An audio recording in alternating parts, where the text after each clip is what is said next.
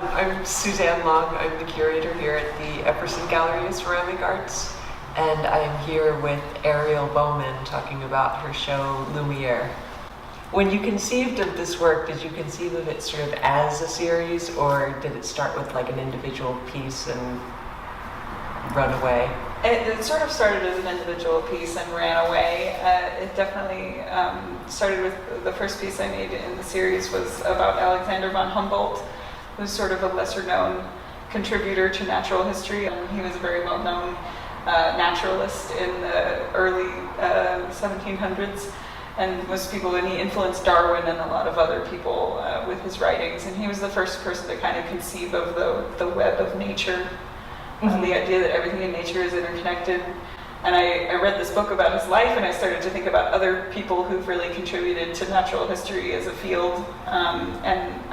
Since that's a lot of what my work is about, is natural history and prehistoric animals and paleontology, I wanted to find some of those contributors from the time period that my aesthetic often references, which is 18th century.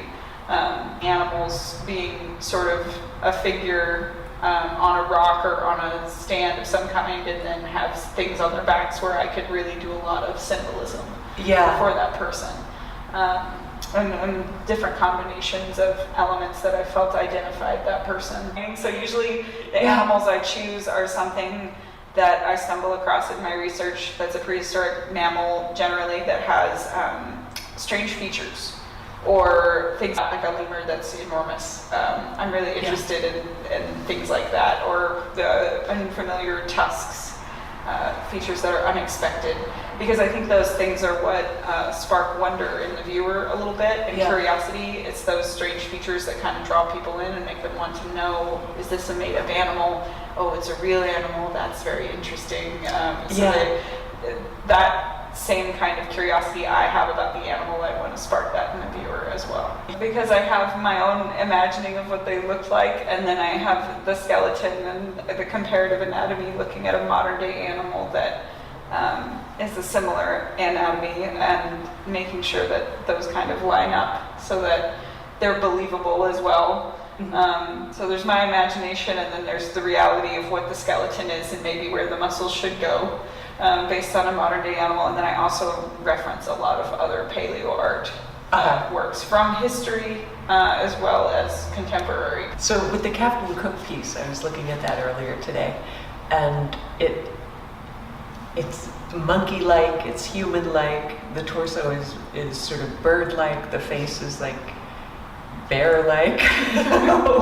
What is the history of that animal? That animal's a giant sloth lemur. So it's a lemur that lived in Madagascar, but in prehistoric times they were about the size of gorillas. Tell me about Peel. Charles Wilson Peel created the first museum in America. And his was the first museum that had proper Linnaean taxonomy labels on everything, so everything was actually labeled. It went away from the curio cabinet, where it was just sort of a bunch of cool stuff in a room, and lots of artifacts and art. His museum was sort of the structure that we use in all museums, with the collections and the way that things are cataloged and labeled. He sort of started that. When you're sort of conceiving of a sculpture, do you start with the animal? A lot of time. With these, it was a little different because I was starting with a person. Charles Darwin found the toxodon, which is a really strange mammal that lived in South America that was a giant hippo-like creature but had more like rodent teeth. Mary Anning, that's in here, she discovered the first ichthyosaur and the first plesiosaur. So those were hers. So most of them, their contribution to the field that I was really looking at was their prehistoric animal discovery. So it's a little bit the person first and then the animal, but also choosing kind of the right animal for them. It was really fun, and I always love making the ceramic furniture because I get to replace the traditional kind of Rococo motifs with these natural history motifs. So the dodos and the horseshoe crabs and nautilus shells and the prehistoric ferns and saber-toothed cat skulls are part of the furniture instead of those kind of traditional Rococo motifs. So if you look at the furniture long enough too, you pick up on all these other things as well. Yeah. And I really enjoy using mixed media as well. The flocking on the cushions, and there's some on peels, curtain as well. It's a great way to enhance the illusion, and also, again, it's that versatility of clay. You can paint it and flock it and do all these things with it after it's fired that add a whole other dimension to the work.